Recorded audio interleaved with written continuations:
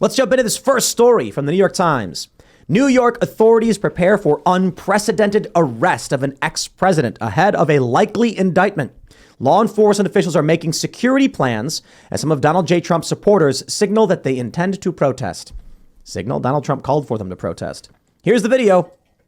Robert Costa said steel barricades arriving outside Manhattan criminal court. Okay, I said district court, or correct, district court earlier. Correction, criminal court. And they're getting ready for it. I do not believe that they would put up, wow, he's got a lot of videos of this. Holy crap. I don't believe they would do this unless they actually were planning to indict Trump. Because if they don't indict him, there'd be no protest. Right. Nothing would happen. This is where I saw, like, when I was deciding if it, like, you know, if it's going to happen tomorrow or not, that was a big indicator for me. Did you guys see what MSNBC said when it came to Trump's calls for protests? They're saying, you know, calling for another January 6th? Yeah, calling for people to pick up arms. What? That's the way that they're interpreting it. It's like to pick up arms? Yeah, pick up arms and or calling for violence. Crazy. That's what it is now. Yeah.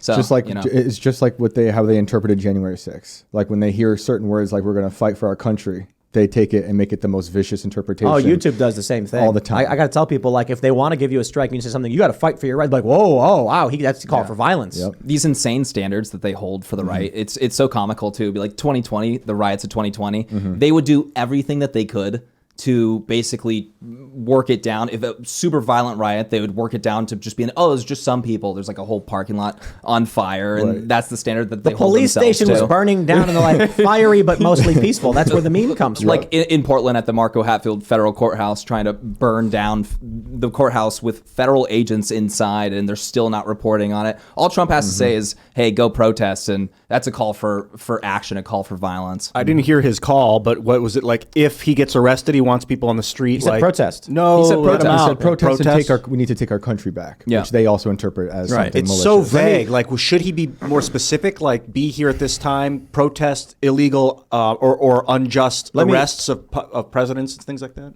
I want to read this real quick. Sorry. This is from the New York Times because there's interesting framing here. They say, if Donald Trump is indicted by a Manhattan grand jury in the days ahead for his role in a hush money payment to a porn star, the former president of the United States of America will be read the standard Miranda warning. He will be told that he has the right to remain silent and the right to an attorney. These are among the routine steps for felony arrests in New York. But the unprecedented arrest of a former commander-in-chief, one whose devoted supporters once staged a violent attack on the Capitol, will be anything but routine. Let me pause there for a minute. Is Trump being charged with a felony? I don't know. No. My understanding is that it was a misdemeanor. It was a misdemeanor. If guilty, they're seeing that as a misdemeanor. And that's, 2 years that they can go after that after there must be a mistake crime here that they're talking about? Let me statute of limitations is like 2 years in New York State for a misdemeanor, 5 years for a felony. But they're trying to tie it to campaign malfeasance, finance malfeasance, to take it off past the.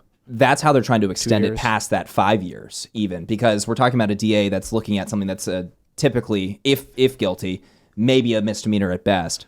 But they're trying to go for not only a felony, but they're trying to go for a felony past that 5 year They are mark. trying to charge him with a felony. Yeah. That was my point, because they said a routine step for felony arrests is a clever wording trick to make it seem like he's being charged with a felony if he isn't. You see what I mean? Mm-hmm. Yeah. Like if I were to say something like, I am going to arrest James here, then I will read him his Miranda rights, which is normal in felony arrests. It's like the reader then thinks you committed a felony when it could be like you were jaywalking and I'm giving you a citation or something. Right. You know what I mean? They just put the word there so it goes in your brain. Exactly. And you assume that's what it means. No, it's tricky wordplay. It assumes guilt right away. When did this supposed bribe, is that what it is for Stormy Daniels, hush money, when did it get paid?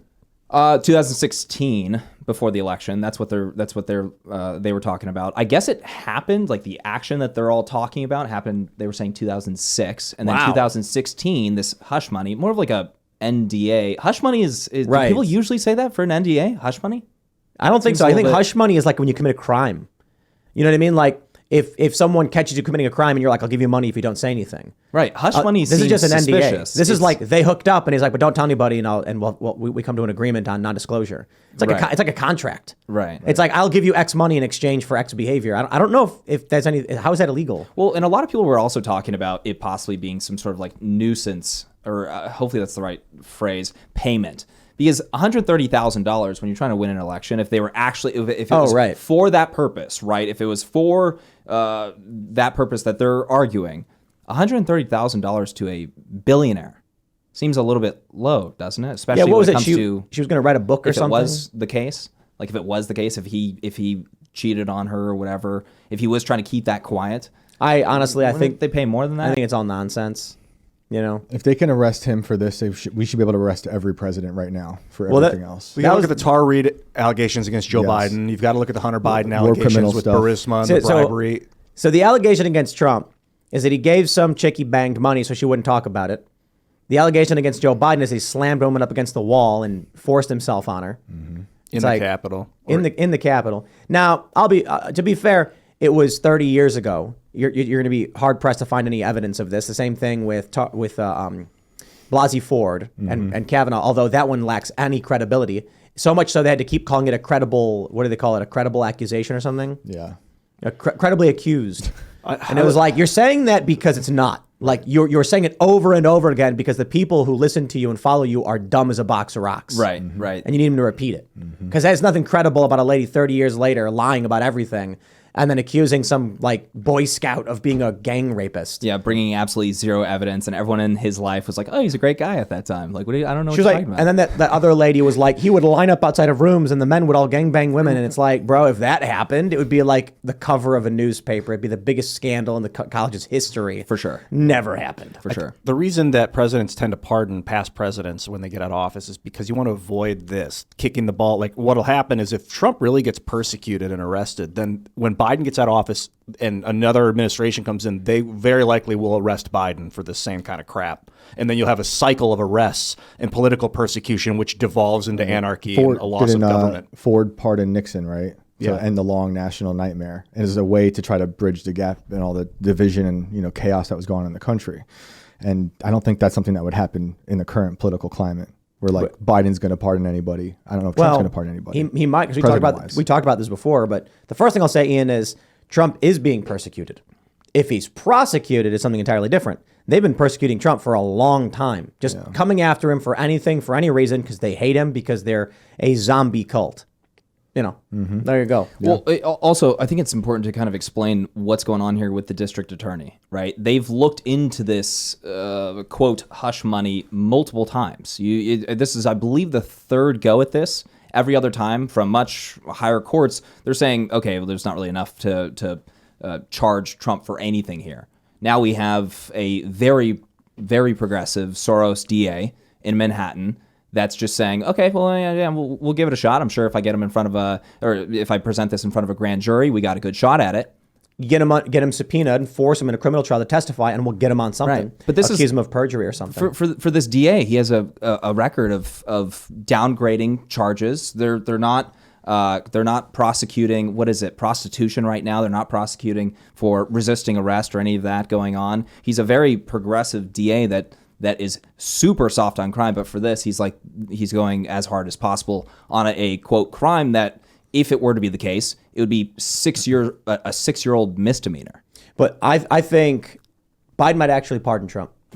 Well, for the optics? let me clarify. These are state charges. Biden cannot pardon Trump for state charges. True. But I think in the event of if there was a federal case, Biden does have a good incentive to pardon Trump for the optics of, we don't play the games that Donald Trump does. Right. When he says, I am instructing the DOJ to cease this activity. We're a nation of law and order, blah, blah, blah. At the same time, he might play we're a nation of law and order, therefore he must be charged.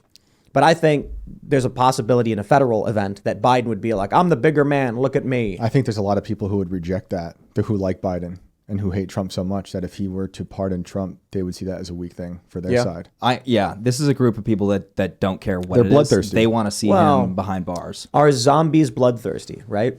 Kind of. Yes. But I don't know if you call them bloodthirsty, right? They might not know they are because they're brainless, is what you're saying, but they are after blood, regardless. It's an interesting question. Like, vampires are bloodthirsty quite literally, right? And so when we refer to someone as a vampire, it's like a corporate CEO who's like, maybe they're running a big drug company that's getting guaranteed contracts to push some kind of experimental drug in the population. We'd call that person a vampire as like an insult. Right. A zombie, I don't know if you'd call bloodthirsty. You just call, like, there's no brain there to have that.